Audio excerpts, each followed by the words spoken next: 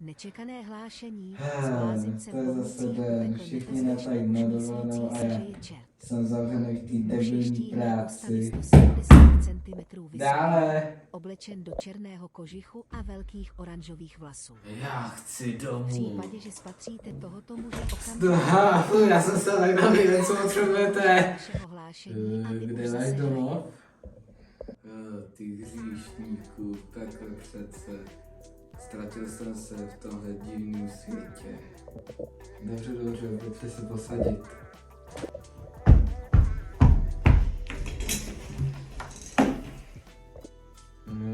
Mohu se zeptat, proč jste se ztratil? Šel jsem sem pro Aničku, která mi utekla, snažil jsem se jí najít, ale ztratil jsem se. Aha, s čím chcete pomoct? A jít domov přece.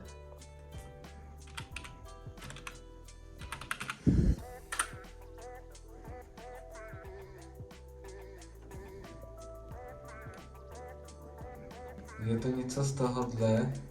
Ne, není. Pomoc! Ty vole, Anička!